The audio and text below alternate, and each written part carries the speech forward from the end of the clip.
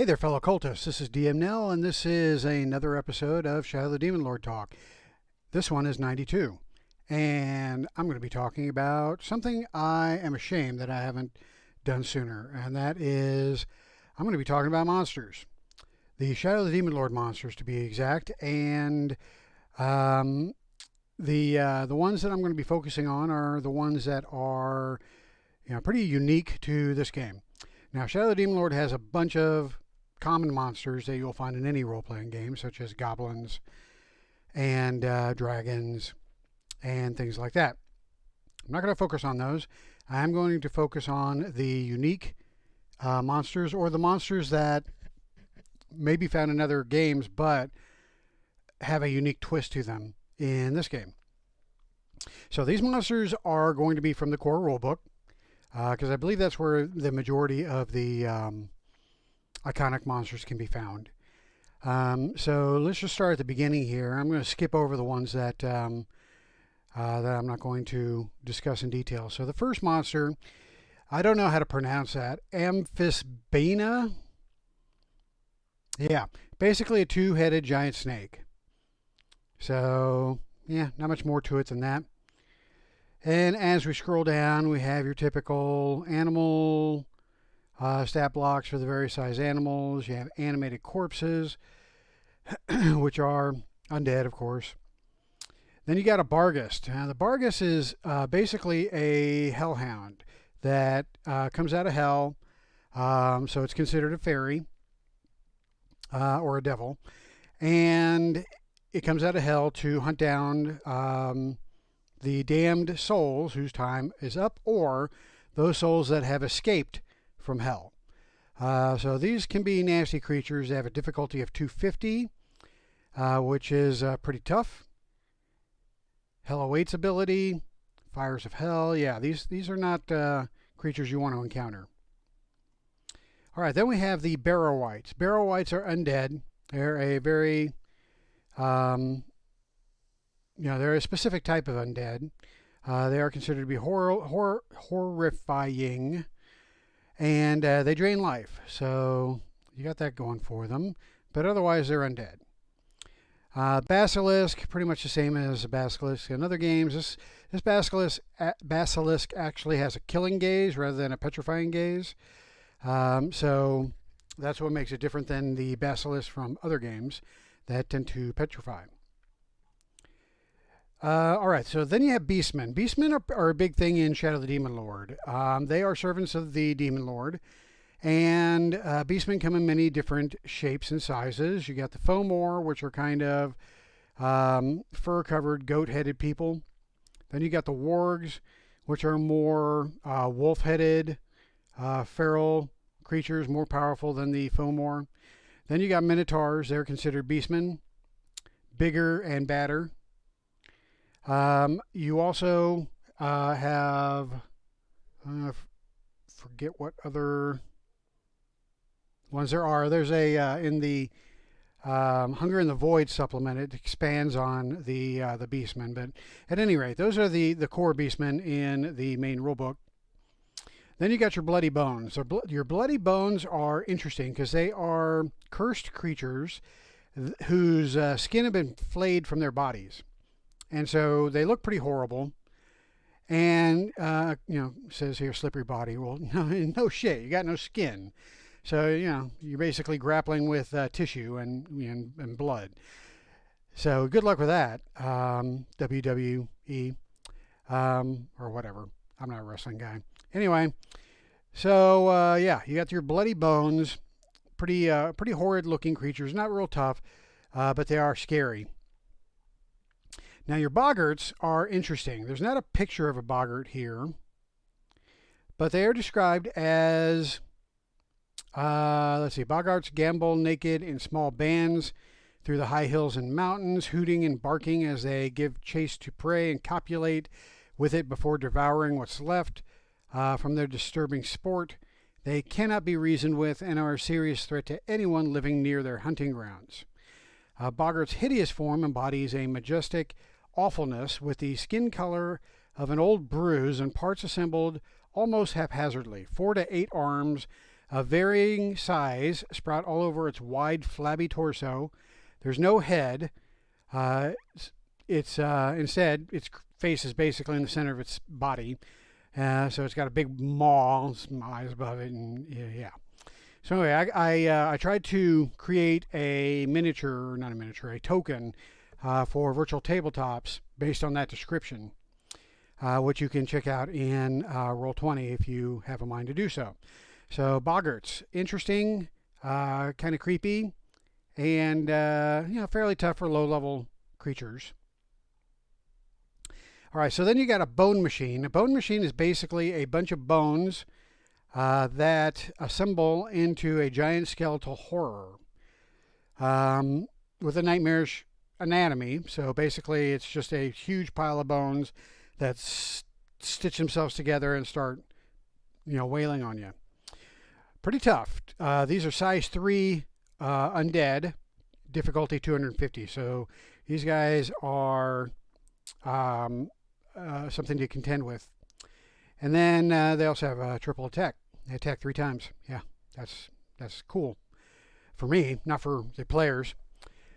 All right, so then we got the Bone Guard. Bone Guard are actually somewhat intelligent undead that retain a semblance of life, but they are undead creatures, and they look like a human skeleton held together with strips of linen. So if you want some undead that aren't just dumb, zombies or skeletons, then the Bone Guard are the way to go.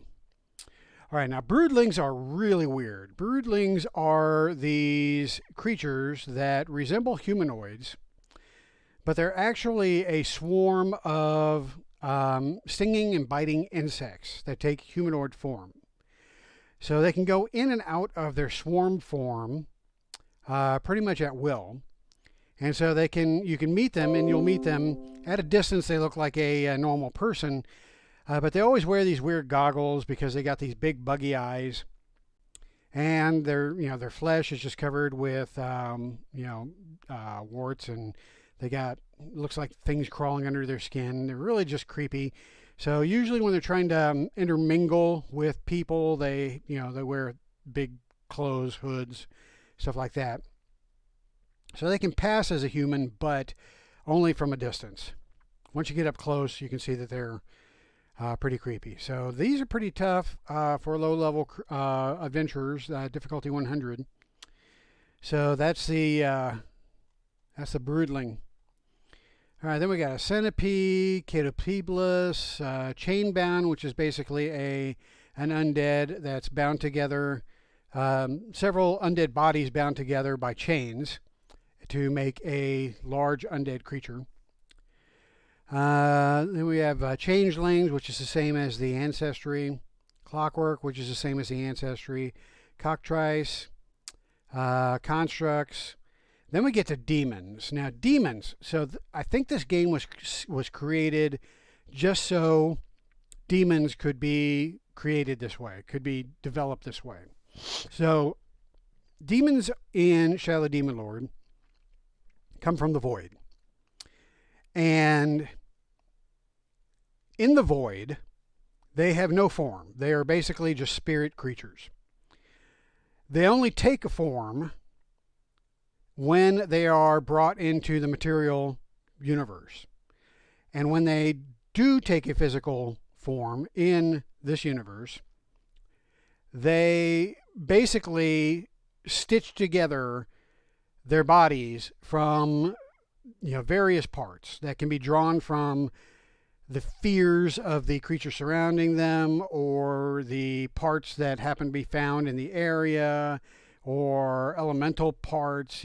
Basically they're a conglomeration of nightmarish parts that just kind of form when they're brought into the world. Now this is when demons are newly brought into the world. You can have demons that are like, the Balrog and stuff like that have a permanent form, but those tend to be demons that have been in the world for some time and have basically, perfected their form or reshaped themselves into a more horrific image.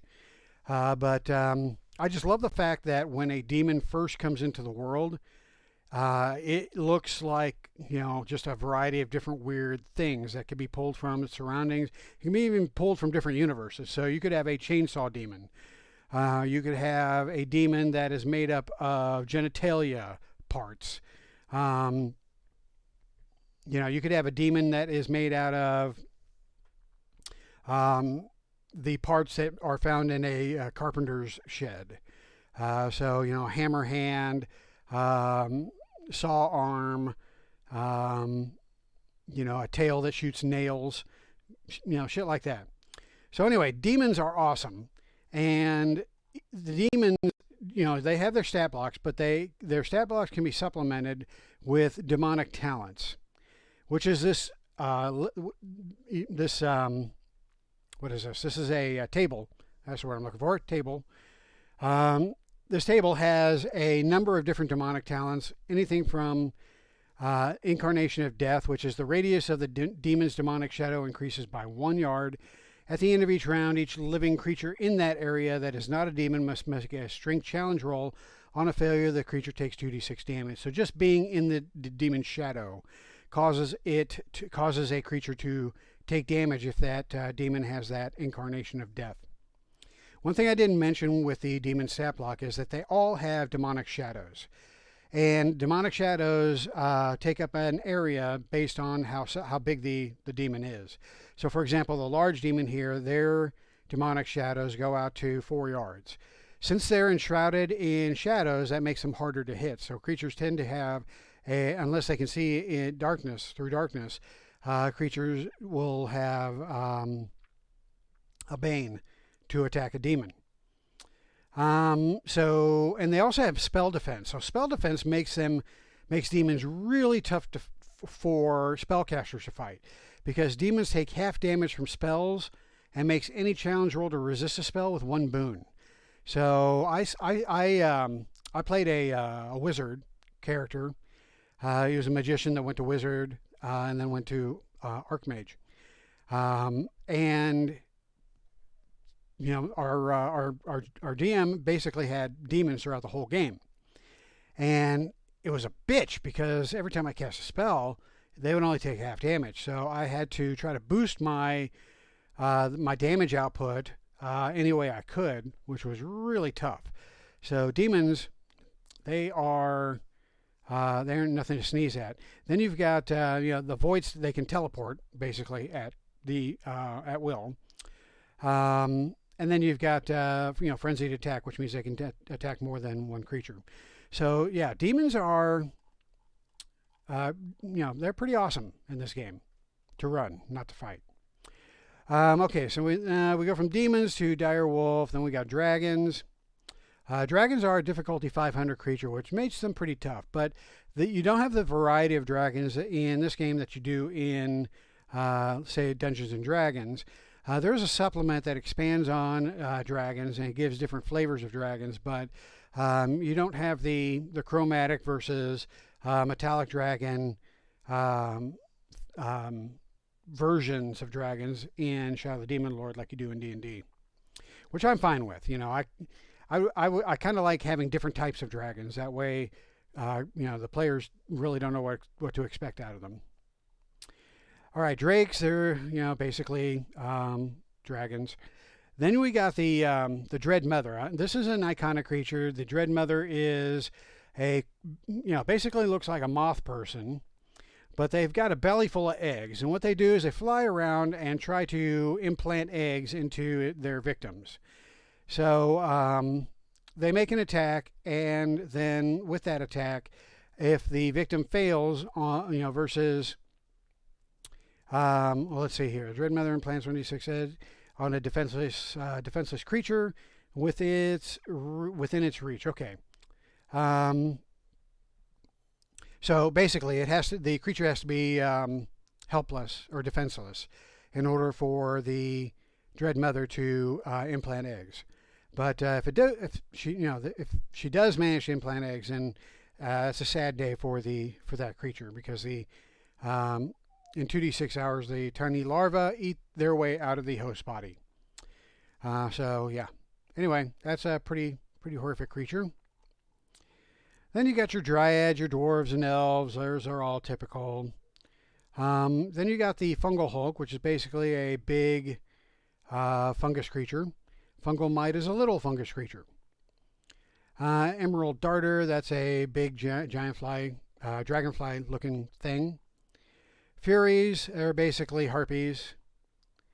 Genies. All right, so let's talk about genies. They're pretty iconic to Shadow of the Demon Lord because genies originally are the creators of the universe. They're the ones that actually did the hard labor in getting the worlds built, the stars built, and all that stuff. But in order to protect their creations, they had to sacrifice themselves basically to create a barrier that separated their universe from the void. So by doing that, the genies had to make a choice. They had to either join this barrier or they had to merge with something in the universe. So the genies that merged with the barrier, they're no longer, things that you can encounter for the most part.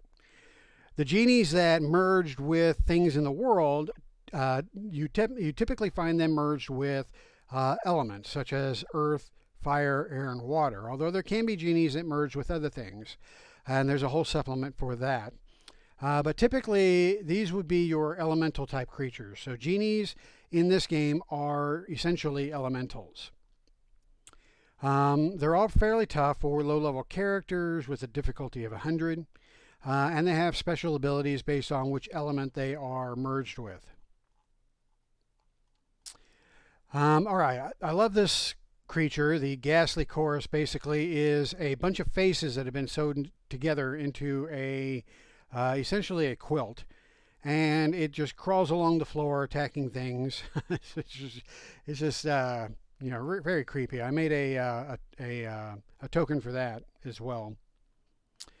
Let's see, we got ghouls, we've got giants, we got goblins, we got golems. Let's see. One thing I want to say about golems, they're tough. They are difficulty 500. They are immune to damage from cold, disease, poison, and all afflictions. So they cannot have an affliction imposed upon them, which is good, for the DM because that's one less thing you have to keep track of. And a golem ignores all banes on rolls that it makes, so they can't have banes imposed on them either. They're giants, so they're either size 2 or size 3. And they have spell defense, which means they take half damage from spells. And they attack twice around with their fists. And they move twice. So they can move their normal move, and then they can move at the end of the round with an unstoppable advance. So golems are engines of destruction.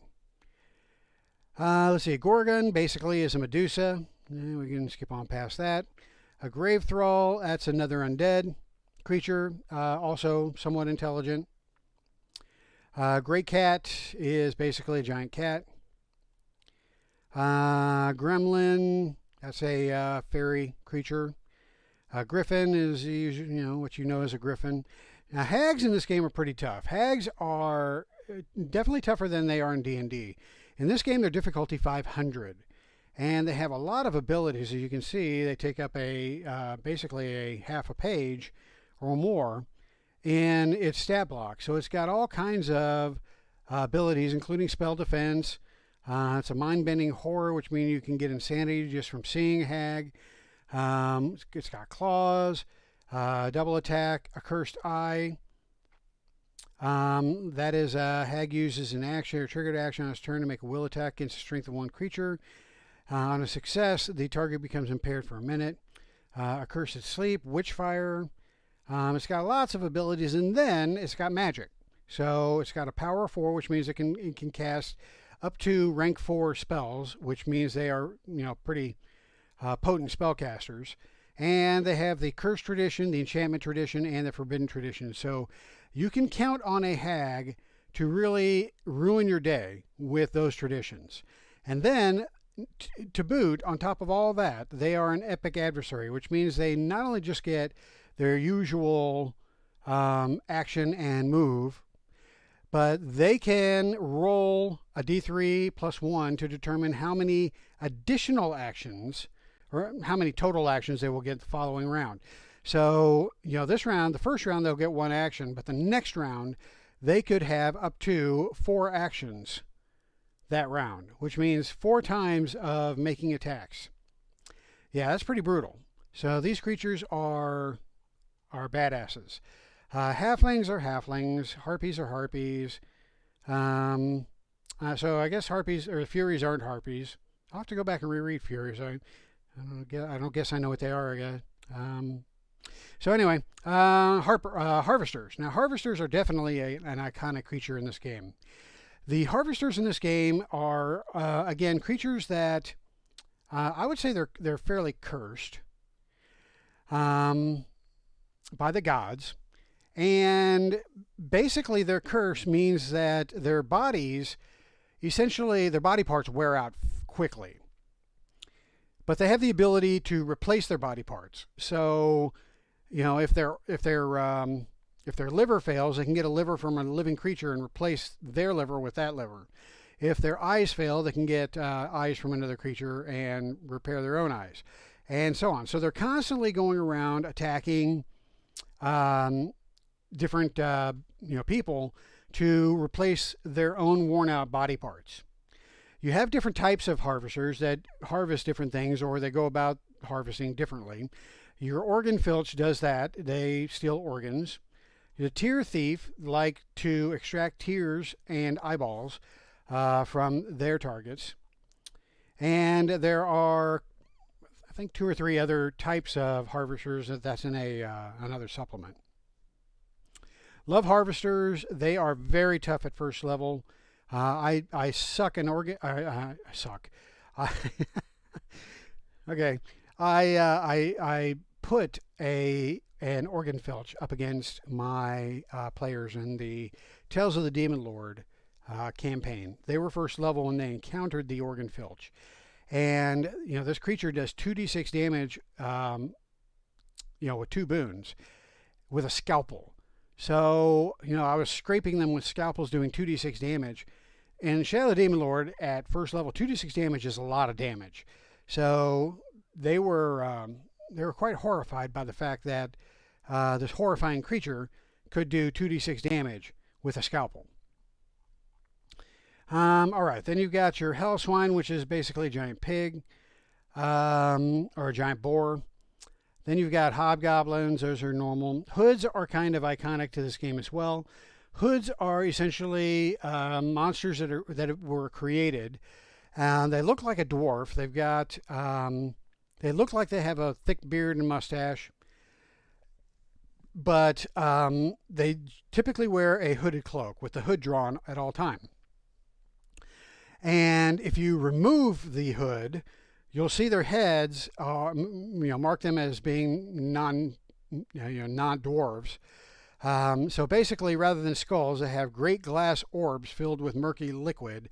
Lamprey-like creatures swim inside the glass vessels, presumably controlling the hood's actions. So I also made a token for hoods based on that description, which is a little bit different than the illustration that came later after I'd already created it, but I like my version better. All right, so then you got stat block for horses. You got a jack-o'-lantern here, which is a fairy. Killing mist, which basically is an undead red mist that floats around and sucks your life out. Giant spiders. So a lash crawler. I like the lash crawlers. They are good low-level monsters that you can sick in numbers on your characters. So basically, they look like this. They're basically an eyeball with their eyelashes being their limbs, and so they walk around and they gaze at you and they make a gaze attack, and they do a d6 damage. So that is a good low level monster to throw at your players that are creepy, and definitely potent on their attacks. A leshy is essentially a treant. Living tar, that's a big giant ooze. Lizard man, they're pretty much lizard men. And lurk is essentially a lizard man with that's a little bit more alien looking. Mains are spirits that are in the underworld, and sometimes you can encounter them outside of the underworld. They kind of look human, but very pale, and they essentially attack with their claws and their mouth and their bites, claws and teeth.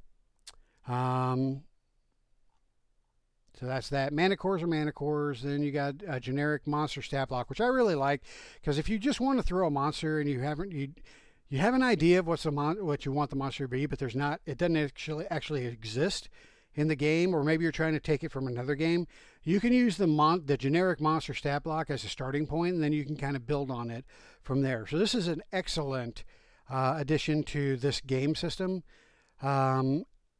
I wish other game systems had the same thing, because this is a great starting point for building your own monster. All right, then you have the muttering maw, which is this ugly thing that has no head, and its mouth kind of bisects its torso.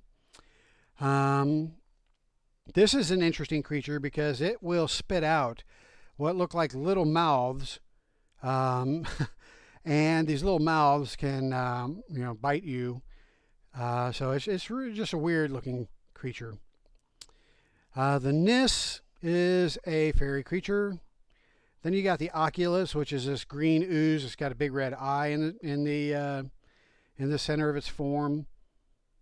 And just looking at an Oculus a creature can gain insanity and become stunned. Then it's got an acid attack as well. Then you got ogres are pretty much the same as they are in other games, except for they have a vomit attack, which I think is hilarious. They eat.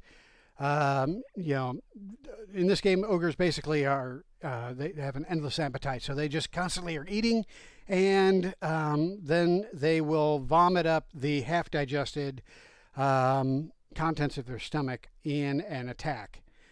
So that's what ogres do. Then you got the two-headed ogres, which are the Etten.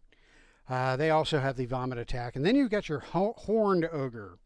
Now, the horned ogres have the same vomit attack. All ogres can also devour a defenseless or dead creature. But the horned ogre also has a special hammer that is, I thought they had it in here. I don't think they have the description in here. Must be in one of the supplements. But basically, the horned ogres, and I can show you right here that this is a horned ogre that's on the cover of the core rulebook, if you can see that.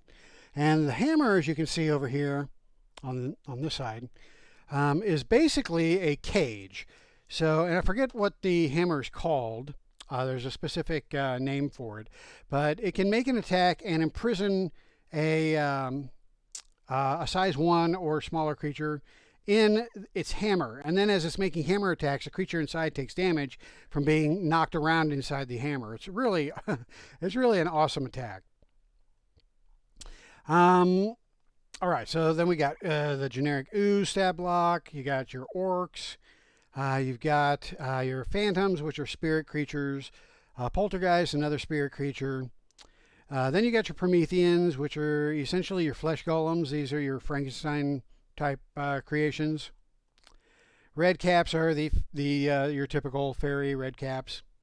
Then you got the Reen. The Reen are pretty iconic to this game because they are about the only monster that looks like it should belong in a science fiction game.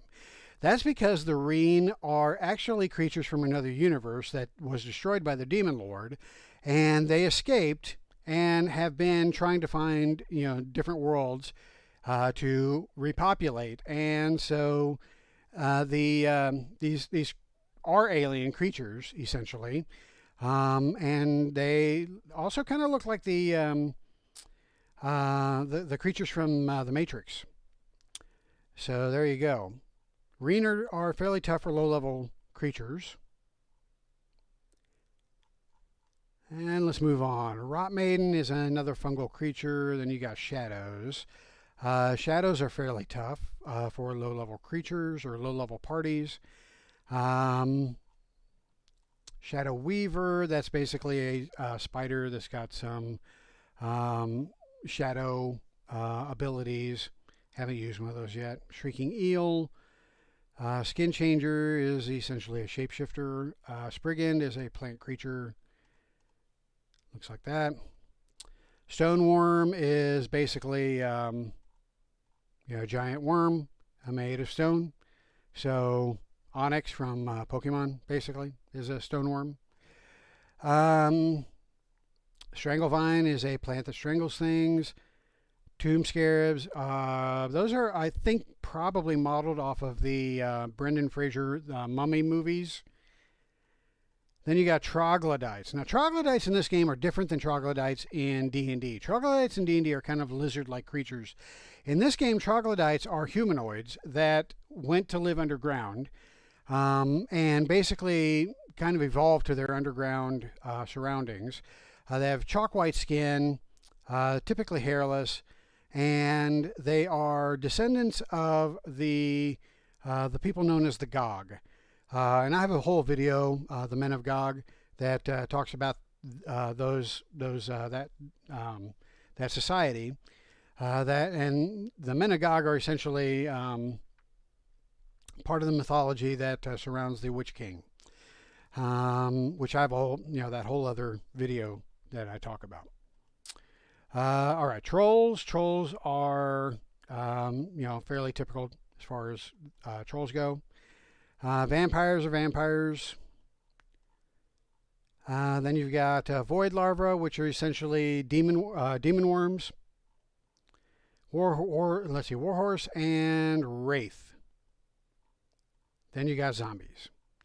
So those are it for the monsters, but I love a lot of the iconic monsters in this game. The remainder of this chapter basically has different character types and how you can pull monsters into a mob. So it gives you stat blocks for that.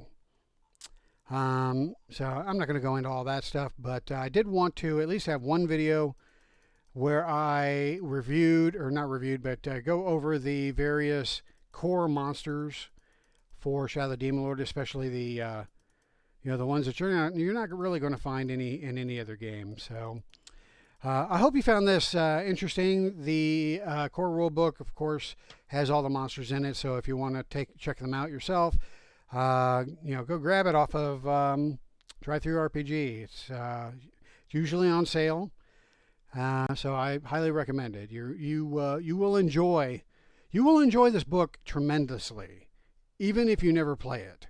So it's definitely a worthwhile buy. I can't talk tonight, so I'm going to wrap it up there before I say something even stupider than I already have. So with that, I'm going to wrap things up and start thinking about what my next video might be. So thanks for watching. I will catch you in my next video, and as always, hail to the Demon Lord. How do I turn this damn thing off?